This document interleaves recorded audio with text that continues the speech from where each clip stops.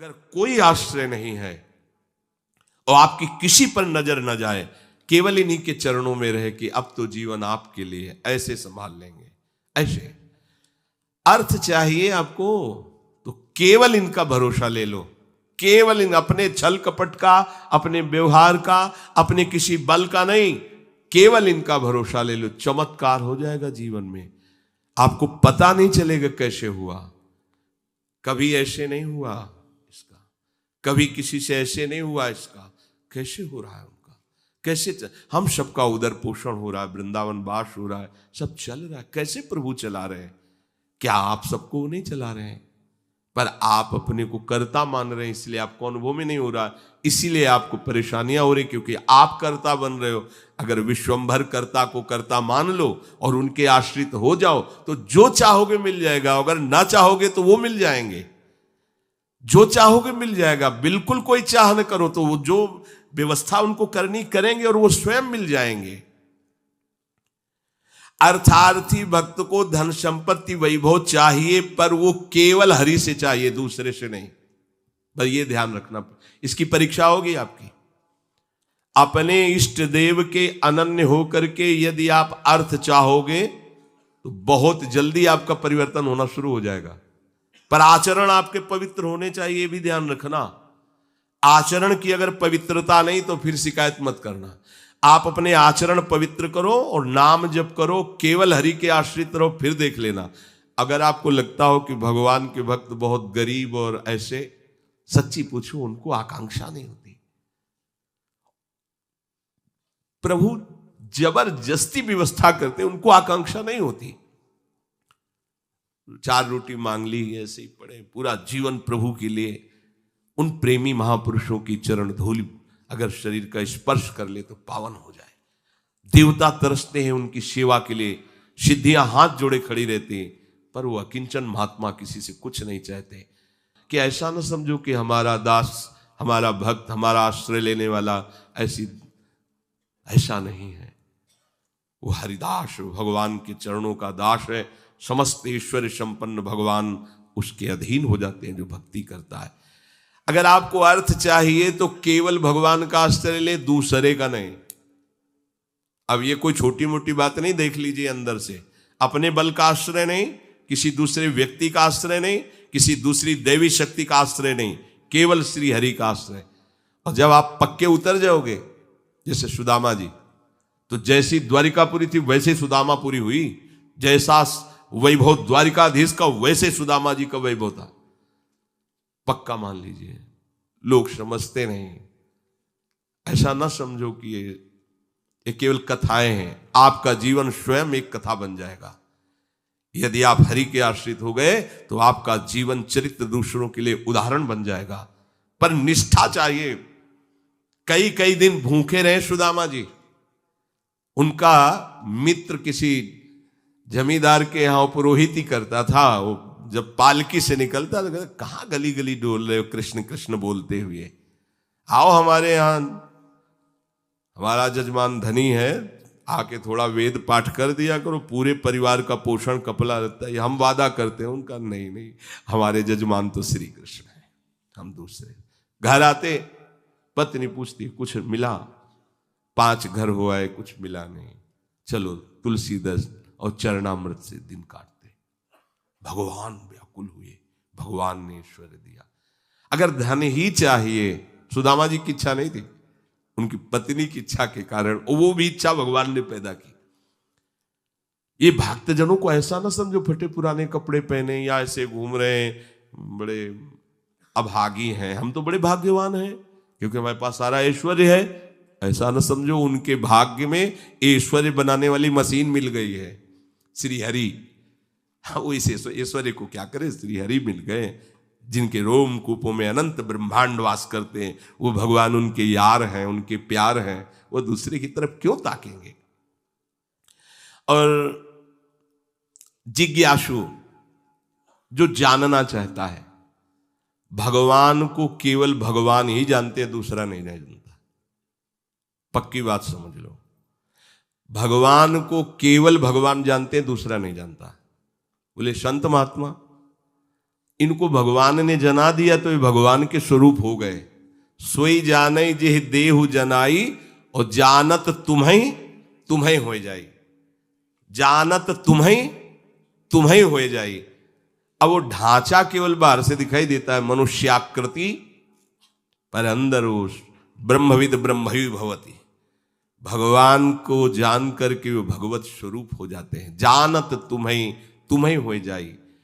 जानने के लिए एकमात्र भगवान का आश्रय लो। अगर तुम्हें जानना है संसार क्या है, भगवान क्या है, मेरा स्वरूप क्या है, तो एकमात्र अंदर से श्री हरि का आश्रय लो, वो तुम्हें गुरु रूप से मिल जाएंगे। बस उनकी आज्ञा का पालन करो तो जो गुरु है वही शिष्य हो जाता है। शिष्य की पूर्णता गुरु स्वरूप में स्थित हो जाना, भेद खत्म हो जाना, अभेद हो जाना। जो गुरु है वही शिष्य का हृदय हो जाता है। ढांचा दो दिखाई देंगे, अब गुरु शिष्य में किंचन मात्र भेद नहीं रहा, अभेद स्थिति को प्राप्त हो गया। यही गुरु के वचन पालन करने का फल है। जानत तुम्हें तुम्हें हो जाई, वो इष्ट स्वरूप हो जाता है, वो गुरु स्वरूप हो जाता है। ज्ञानी जब भगवत स्वरूप का साक्षात्कार हो जाता है तो जिसके अंदर अभेद भावना होती है वो मोक्ष को प्राप्त हो जाता है, और जिसके अंदर प्रियता होती, थोड़ा हृदय द्रवित होता है, वो आगे बढ़ जाता है। उसके अंदर फिर दास्य शक्य वात्सल्य आदि भावों का प्रेम जागृत होता है। ये मोक्ष से भी स्वादिष्ट है।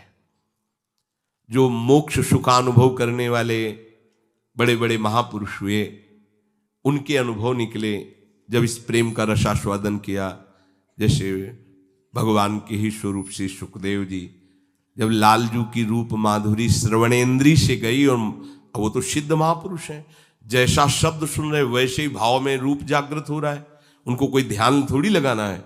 बरहा पीडम नटवर बपू, तो वैसे ही सामने नटवर बपू बिक गए एकदम उस रूप को सुन के। इतना सुंदर श्याम, इतना सलोना श्याम, ये तो ब्रह्मानंद को भी फीका कर देने वाला रूप है।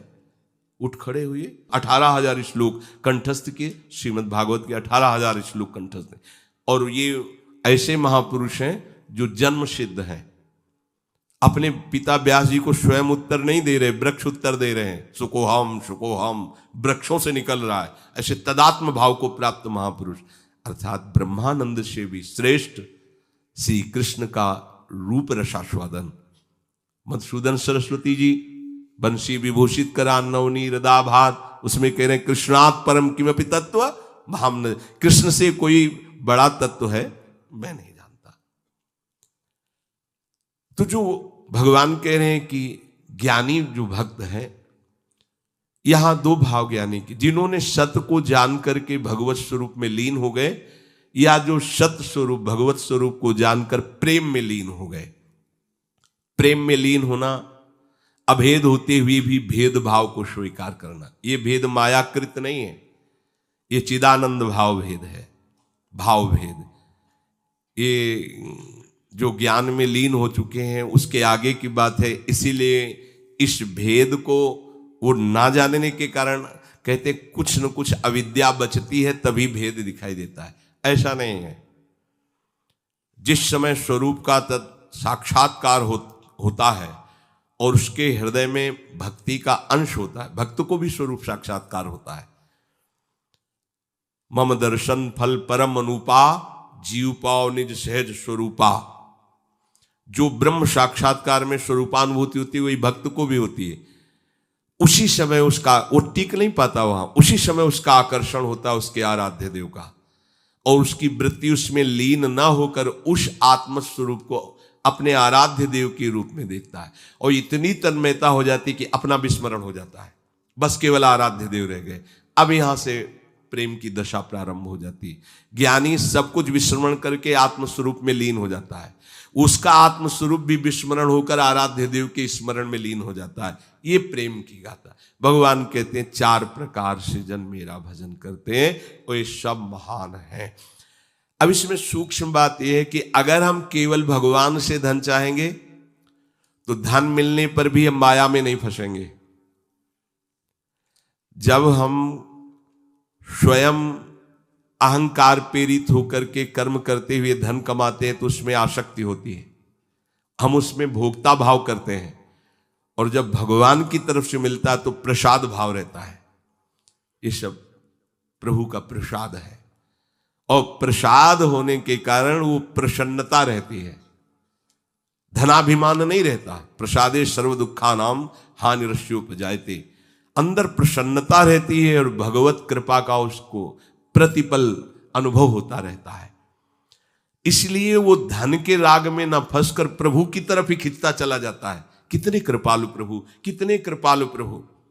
और धनाभिमानी, देहाभिमानी, मैंने ये किया तो इतना लाभ हुआ, मैं इसको ऐसे भोगूंगा, अब ऐसा करूंगा तो इतना और लाभ होगा, वो खिंचता चला जाता है अहंकार की तरफ, ये खिंचता चला जाता है प्रभु की तरफ। अगर प्रभु से हमें धन मिला, प्रभु से कामना की, तो वो कामना संसार में फंसाएगी नहीं, वो मोक्ष प्रदान करने वाली होगी। ये परम लाभ की बात है कि लोकवत भी हमारा मंगल हुआ और परलोक के लिए हमें कोई अलग से साधना नहीं करनी पड़ी, क्योंकि प्रतिपल हमें कृपा का अनुभव बढ़ता चला जाएगा। प्रभु हमें कितना दुलार कर रहे हैं, कितनी कृपा कर रहे हैं, तो वो ये सब छूट जाएगा, केवल कृपा और प्रभु रह जाएंगे। वो कृपा के सहारे प्रभु के प्रेम में डूब जाएगा। ऐसे कितने भक्तों के चरित्र हैं। जब हम संकट निवृत्ति भगवान से चाहेंगे तब लगेगा अच्छा कोई दूसरा मेरा सहयोगी नहीं हुआ, भगवान ने ऐसी कृपा। तो अपनी अनुभूतियां जो होती है और प्रभु की तरफ हमें प्रेरित करती है। संकट निवृत्ति के बाद वो प्रभु को भूल नहीं जाएगा, वो प्रभु में आसक्त हो जाएगा। ये आंतरिक बात है, सूक्ष्म बात है। आर्त कोई भी भक्त जो हुआ हो और उसकी संकट निवृत्ति भगवान ने की हो और वो भगवान को भूल करके संसार में ही रमण कर रहा हो, ऐसा नहीं हुआ। भूलने की वो चेष्टा भी करेगा तो भगवान उसे भूलने नहीं देंगे, क्योंकि उसने आर्त भाव से ही सही पर प्रभु का आश्रय लिया है। और प्रभु का आश्रित कभी माया में फंस नहीं सकता है, पक्का है, चाहे किसी भी भावना से आश्रय लिया हो। और जो भगवान से जानना चाहता है भगवान को, उसको कभी ज्ञानाभिमान नहीं होता। अगर हम पढ़ लिख करके जानना चाहेंगे तो जान भी नहीं पाएंगे, पर हमें ज्ञानाभिमान हो जाएगा। अगर प्रभु से जानेंगे, गुरु कृपा से जानेंगे, तो कभी ज्ञानाभिमान नहीं होगा। इसीलिए हमें अगर सांसारिक सुख भी चाहिए तो केवल हरि का आश्रय लें, सांसारिक दुख की निवृत्ति चाहिए तो केवल हरि का आश्रय लें, और हरि को जानना है और पाना है तो केवल हरि का आश्रय लें। वो सब साधन दे देंगे, वो सब हमको मार्ग दे देंगे, जिससे हमें उनका बोध हो जाएगा या प्रेम हो जाएगा। हम हरि को छोड़कर अन्य आश्रय न लें, हम हरि को छोड़कर किसी अन्य का भरोसा न करें, तो इस प्रपंच की चाह रखते हुए भी हम भगवान को प्राप्त कर लेंगे। बहुत सरल भगवान ने बता दिया। अब भी समझ में ना आवे तो आप जाने। हमारी यही तो चाह है, हमें धन मिल जाए, हमारी दुख निवृत्ति हो जाए, हमें ज्ञान हो जाए, हमें मोक्ष हो जाए, सब हो जाएगा। केवल भगवान का आश्रय ले लो और नाम जप करो, पर गंदे आचरण मत करो। आहार विहार संयम से करो, शास्त्र संयम से। अब करो गंदा आचरण। जो गंदे आचरण वाले थे जब प्रभु की शरण में आए तो उलट गए, फिर दोबारा नहीं देखा उधर, तो क्या हुआ, वो महात्मा बन गए। अब अपने भगवान की शरण में आए, अगर गंदे आचरण करते रहेंगे तो अनुभव नहीं होगा, और ये होगा कि पता नहीं भगवान आपके ऊपर प्रसन्न होंगे इसलिए ऐसा हो गया, हमारा तो नहीं हुआ। आप आचरणों को, भगवान का बल आपको सहयोग देगा, आपको बचाएगा। पर आप इच्छा करके यदि कामनाओं की प्रवाह में बहकर गंदे आचरण करेंगे तो छूट भी दी है भगवान ने, आप करो और उसका फल भोगो। अवश्य में भोक्तव्यम कृतम कर्म शुभाशुभम। आश्रित को ये ध्यान रखना चाहिए, अपने आराध्य देव के विरुद्ध आचरण नहीं करना चाहिए। अगर कहीं होने की संभावना हो तो आराध्य देव से प्रार्थना करनी चाहिए, बचा लो प्रभु। हर्षित हो कि कैसे कोई पापाचरण कर सकता है भगवान का दास कहलाकर, भगवान का शरणागत कहलाकर। सबके अंदर वासनाएं होती हैं, इन्हीं का नाश करने के लिए तो हम भगवत मार्ग के पथिक बने। और नाम में इतनी सामर्थ्य पूछो मत। ये तो जैसे जैसे तो ऐसा लगता है अभी तो कुछ परिचय ही नहीं मिला नाम का। इतना अमोघ, इतना अगाध, इतना अथाह वैभव नाम में है सच्ची मानिए, सच्ची मानिए। आप बस लगे रहो राधा राधा राधा, फिर देख लेना, आप खुद देख लेना। आप बस ये चीजें बंद कर दो जो असाधन है। ये होने के हमने विचार भी किया, जब लोग प्रश्न करते हैं कि नाम तो हम भी जप रहे, पर तो विचार किया आप असाधन करते हो, भगवत विमुख आचरण करो, कैसे प्रभु को आप प्रसन्न कर पाएंगे? अभी तक करते रहे, कोई बात नहीं, वो भूत है, निकल गया भूत। वर्तमान को संभालो, वर्तमान में कोई गलत आचरण न हो तो आपका परम मंगल श्री हरि कर देंगे। ये जो त्रिगुणात्मिका माया के द्वारा जिनकी बुद्धि ढक गई है, ये लोग आसुर भाव के हो जाते हैं, राक्षसी स्वभाव के। ये मेरा श्रेय नहीं लेते, ये महान नीच कर्मों में ही सुख की खोज करते रहते हैं। पाप कर्मों में स्वाभाविक इनकी रुचि होती है। ऐसे मूढ़ मनुष्य मेरी शरण में नहीं होते। भगवान कह रहे हैं, मेरी शरणगत, मेरे चरणारविंद का आश्रयगत जो भाव तुम्हारे अंदर आएगा तो तुम समस्त माया के प्रभाव से तर जाओगे। पर क्यों नहीं आते सब लोग? जब इतना आनंद का मार्ग है, इसीलिए नहीं आते कि उनकी बुद्धि अपहृत हो गई है, माया ने आसक्त कर लिया है। वो गंदे आचरण, गंदा भोजन, गंदे विचार, दूसरे जीवों की हिंसा, दुख आदि देना, ऐसे स्वभाव वाले जो पाप कर्म रत है, नीच आचरण वाले हैं, उनके हृदय में ये विचार ही नहीं आता कि हम श्री हरि की शरण होकर महामंगल महासुख को प्राप्त हों। उनको ये सार असार का ज्ञान नहीं होता, नित्य अनित्य का ज्ञान नहीं होता। क्या ग्राह्य है, क्या त्याज्य है, क्या विधि है, क्या निषेध है, क्या करना चाहिए, क्या नहीं करना चाहिए, बिल्कुल ज्ञान नहीं है। वो अपहृत ज्ञान वाले हैं, उनकी बुद्धि को माया ने आसक्त कर लिया है। तो क्या इनका कभी उद्धार नहीं होगा? जो भगवान से विमुख हैं, पाप कर्म में रत हैं, क्या इनके उद्धार के लिए कोई चांस नहीं है? यहां भगवान का ये कहने का मतलब नहीं है।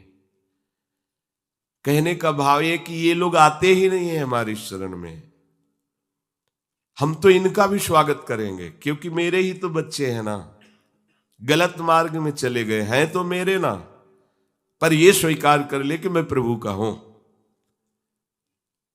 ये कई परिस्थितियों में कभी कभी ऐसे दुराचारी पापाचारी जनों का भगवान के चरणों में समर्पण हो जाता है। कभी ऐसी परिस्थिति आती है कि कोई उसका साथ नहीं देता, हर जगह उसको ठोकर मिलती है, हर जगह अशांति, जिसके लिए उसने जीवन समर्पित करके ऐसे पापाचरण किए, उन्हीं के द्वारा उसको दुत्कार, तिरस्कार, धोखा मिलता है। तो उसका हृदय पुकार उठता है कि अगर कोई ईश्वर है तो मुझे स्वीकार करे। या किसी भगवत प्रेमी महात्मा का उसने अनादर कर दिया, क्योंकि हिंसा स्वभाव वाला है, पाप कर्म में रुचि रखने वाला, श्रद्धा तो रखेगा नहीं संतों के प्रति। कोई ऐसा जो भगवत प्रेमी महात्मा है, उसका अनादर कर दिया, उसका अपमान कर दिया, और उनकी दृष्टि उस पर पड़ी और उनको दया आ गई उसकी दशा पर, और उन्होंने भगवान से प्रार्थना कर दिया, तो भगवान उसको क्षमा करके संभाल लेंगे, क्षमा कर देंगे। देखो, मुनिनकर क्रोधौ मुक्तिदातार। यदि किसी महात्मा का कोई दुष्ट अपमान करता है, अगर वो महात्मा प्रार्थना न करें तो भगवान उसका बहुत बुरी तरह नाश कर देते हैं। जो अपराध भक्त कर करई, राम रोष पावक सोज रही। पर यदि कहीं उनकी उस पर दृष्टि पड़ गई, जैसे श्री भगवत स्वरूप नित्यानंद जी, जगाई मधाई को देखा कि शराब के नशे में उन्मत्त गंदे भाव से युक्त है। ठाकुर हरिदास जी से कहा कि महाप्रभु ने आदेश किया है कि नाम जगत मंगल करने वाला है, इनको नाम को उपदेश किया जाए। देख रहे हो, वैसे ही गाली बक रहे हैं, मदिरा में उन्मत्त है, इनको नाम नहीं, यही विशेष अधिकारी हैं, इनको तो नाम सुनाना चाहिए। समीप गए और कृष्ण नाम की जय घोष की।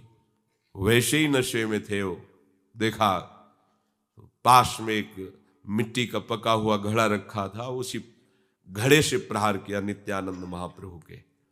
ये देखो भगवान की कृपा कैसे उदय होती है।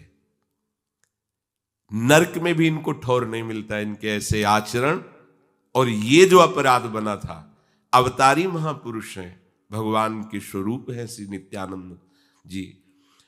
उनकी खोपड़ी से रक्त प्रहार होने लगा, मस्तक पर ऐसे मारा। महाप्रभु के पास सूचना पहुंची कि नाम उपदेश करने पर प्रहार किया गया उनके ऊपर। महाप्रभु करुणा मूर्ति प्रेमावतार श्री चैतन्य देव जी, हृदय प्रेम से डूबा, जिनका कहीं भी किंचन मात्र भी रोष आवेश नहीं, आज उनको रोष आ गया। अच्छा, मानो सुदर्शन का आवाहन कर रहे हो, आज इनका नाश करके छोड़ेंगे। ये हमारे प्राण प्रिय नित्यानंद जी को दुख दिया। नित्यानंद जी महाप्रभु के चरण पकड़, प्रभु आपका अवतार इनको महान भगवत प्रेम में डूबोने के लिए हुआ है, नाश करने के लिए नहीं। प्रभु आप ऐसा ना करें, आप कृपा सिंधु, आप कृपा करें।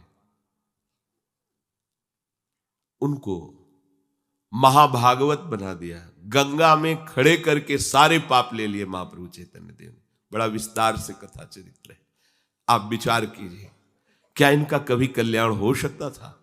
लेकिन कैसा संयोग बना, पूजा नहीं की, प्रणाम नहीं किया, हाथ नहीं जोड़े, खोपड़ी फोड़ दी। यह है महापुरुषों का प्रभाव। कैसे भी ये महानता है संतों की, जिन्होंने उनका अमंगल किया, जिन्होंने निंदा की, जिन्होंने मारा, उनको परम पद प्रदान किया संतों ने।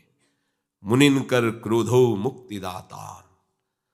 पर ऐसा नहीं करना चाहिए कि महात्मा की खोपड़ी फोड़ देंगे तो परम पद मिल ही जाएगा।